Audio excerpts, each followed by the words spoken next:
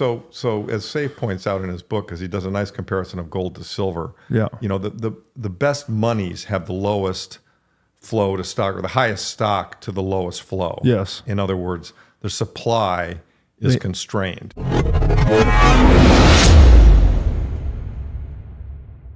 Hi everyone, welcome back to Finance Wolf. In this video, Larry Lepard talks about Bitcoin and other cryptocurrencies that he offers. A strong case for why Bitcoin is unique as a commodity, differentiating it from conventional commodities like gold, oil, or sugar. Additionally, the supply of Bitcoin is fixed at 21 million, meaning that no matter how high demand rises, the total number of Bitcoins in circulation will never surpass 21 million. The key factor that drives its value is its scarcity. For example, in a world where the price of oil surges, producers would typically increase output to take advantage of the higher prices. Similarly, in the case of gold, higher prices encourage more mining, but Bitcoin operates differently because it lacks the flexibility to respond in the same way. This fixed supply model makes Bitcoin stand out as an unprecedented financial asset, but it can be difficult for people to fully understand. It's like trying to explain the internet to someone in the 1980s. Understanding these principles is essential to realizing the potential of Bitcoin, which is a genuinely revolutionary technology in recent years. Larry has changed. He used to be a staunch fan of gold, but now he is all for Bitcoin since he believes these two assets have a lot in common. He understands that Bitcoin offers a powerful hedge against the depreciation of more established monies. Recently, a thought-provoking debate between a Lepard and YouTuber Robert Breedlove focused on the reckless monetary policies imposed by central banks and the possible collapse of the global financial system. They discussed a variety of subjects during their interview. In April 1933, U.S. President Franklin D. Roosevelt signed Executive Order 6102, prohibiting the hoarding of gold coins, bullion, and certificates within the continental United States. By enforcing this order, investors were curbing their stockpiling of gold, which was exacerbating the already dire economic situation. The objective of the order was to prevent further economic stagnation and alleviate the effects of the Depression. Individuals were instructed to deliver the majority of their gold coin bullion and certificates to the Federal Reserve by May 1, 1933, with the Federal Reserve receiving $20.67 per troy ounce in exchange.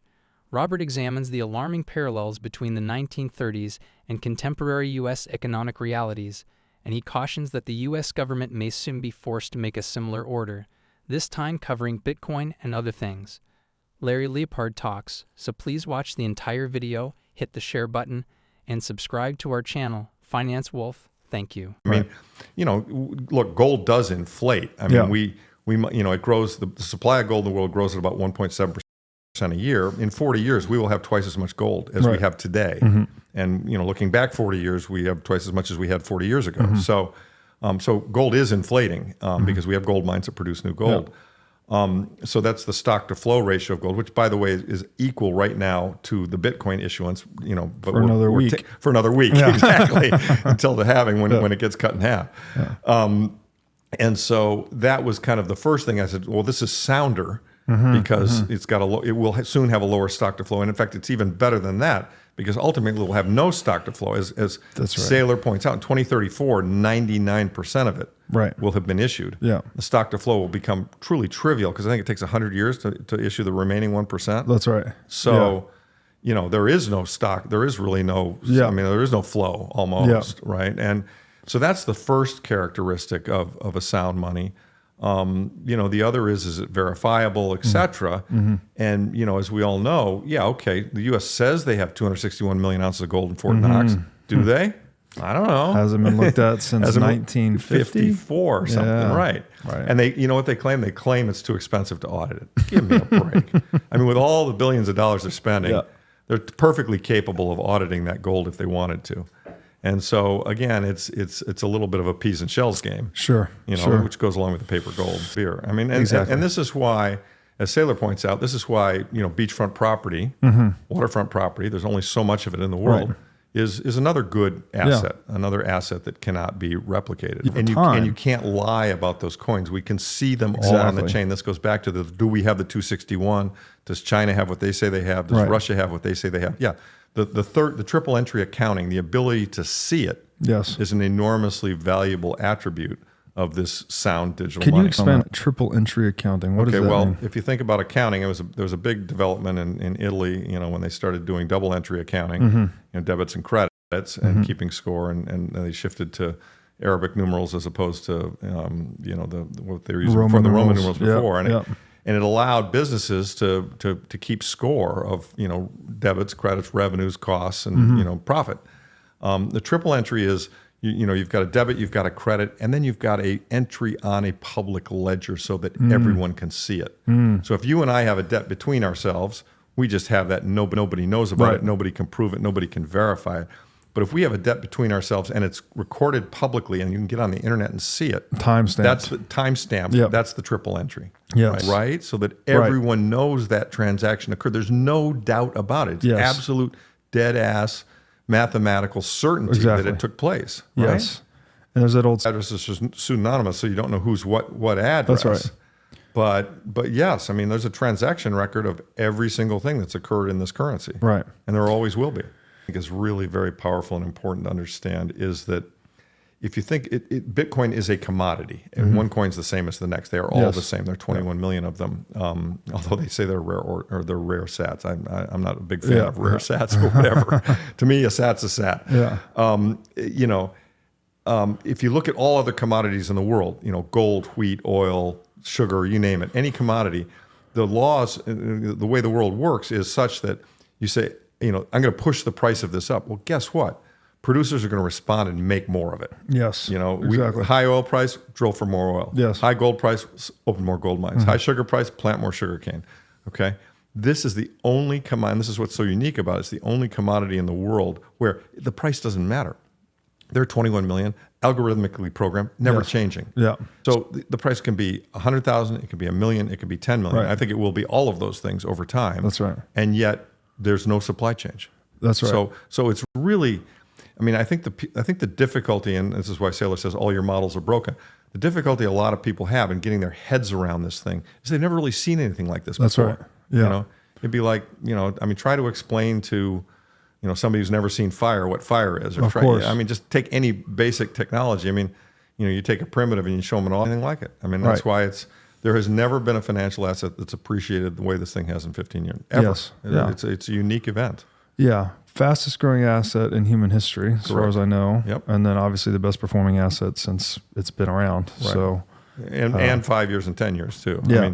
You can look at some 1 and 2 year periods where it's, and that's what, if you look at any of the charts of what happened to the money supply or inflation or anything else post 1971. Yeah. Which, it was really a soft gold standard because you couldn't, as a U.S. citizen, you couldn't take your dollars in and exchange them for gold. But if you're a foreigner, you could. Yeah. And in fact, the French trying to do that was what led Nixon to breaking the deal, reneging on the deal. Yeah.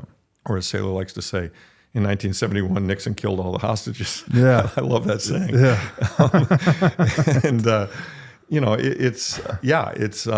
The governments have, since that time, governments have behaved in an increasingly irresponsible manner.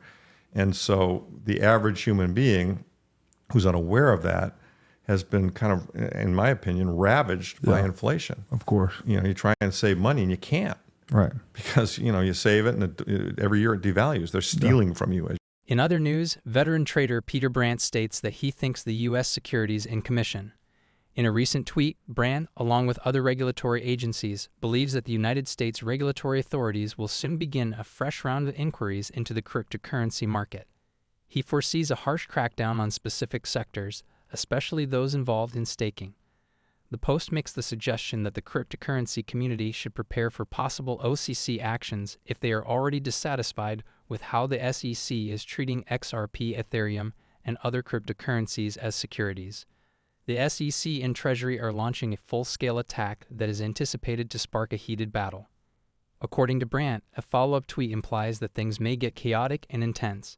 Staking is prohibited, thus the impending crackdown is predicted to be very harsh, the successful entrepreneur said. Mark Cuban has also expressed his reservations about possible witch hunting efforts and the SEC's and Gary Gensler's moves towards Bitcoin.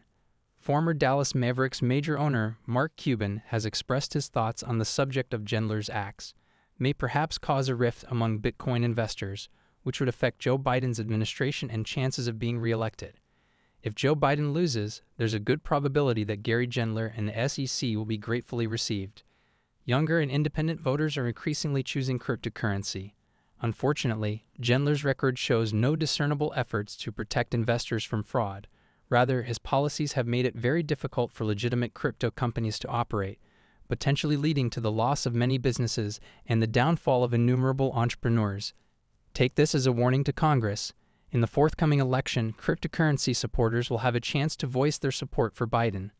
You have the chance to address this issue by passing legislation that outlines registration requirements specifically tailored to the cryptocurrency industry, just as other industries have their own defined registration processes. Hubin also suggested entrusting the CFTCC with the duty of regulating the Bitcoin sector. If you learn anything from this video, please like it. It's alarming to see the recent interview and tweets by Lepard, Branson, and Hubin.